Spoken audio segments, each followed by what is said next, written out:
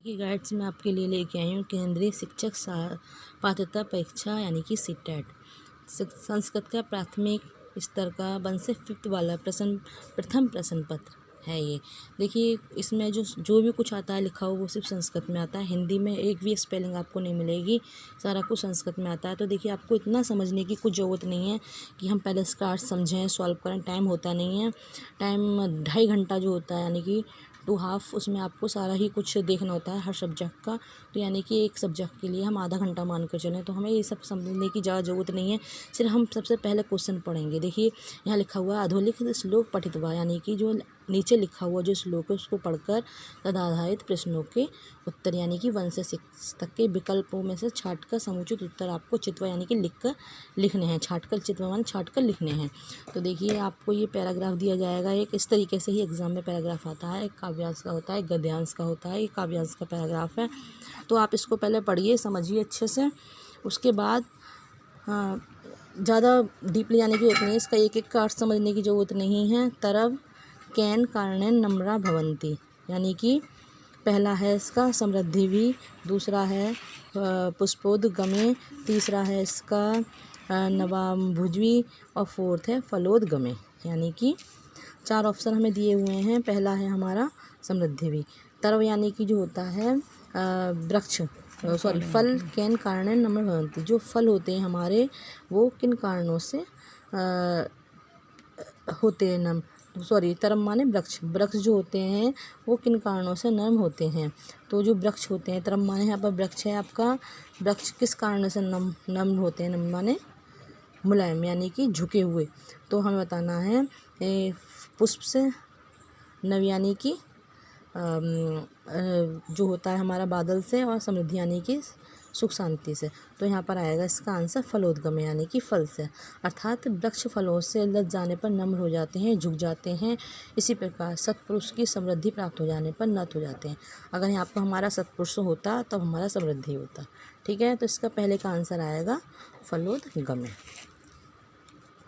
आप इसे टिक कर लेंगे।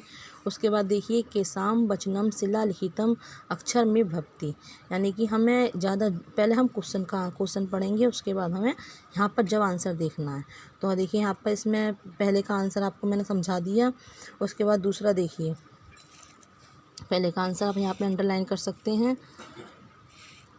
दूसरा देखिए केसाम वचन शिला लिखितम अक्षर में भक्ति, यानी कि किन वचनों से शिला लिखितम, शिला पर जो लिखा हुआ होता है अक्षर की लिखित जो होता है वो अक्षर की भांति होता है।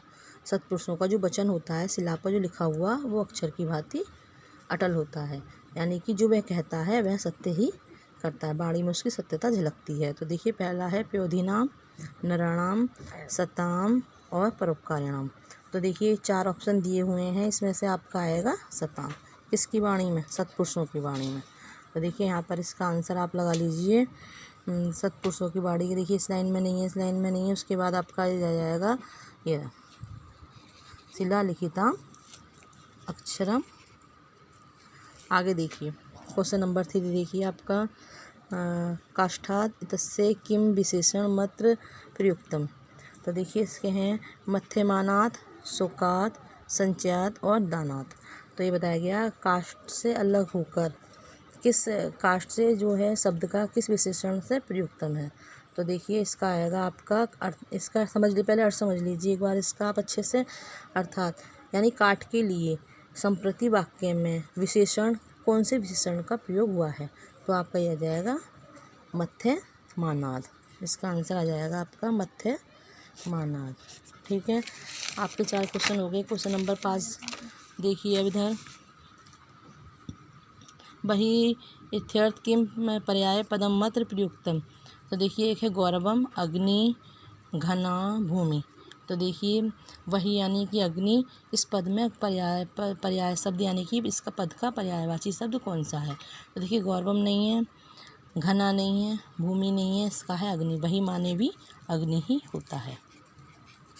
देखिए वही माने भी अग्नि होता है। उसके बाद देखिए अलसानाम एतस्य किम विलोम पद में प्रयुक्त। देखिए सारा ऐसा नहीं है कि श्लोक से ही संबंधित प्रश्न आएंगे, कोई विशेषण पूछता है, कभी पर्यायवाची पूछता है, कभी विलोम पूछता है, कभी इसका समासपद पूछता है, समास पूछता है, संधि पूछता है। तो देखिए अलग अलग शब्द से पूछता है। अब इसमें अल्सानाम इत्ते किम विलोम पद, विलोम सभी स्टूडेंट जानते हैं। देखिए विलोम पद जो होता है वो कौन सा इस पर प्रयुक्त है।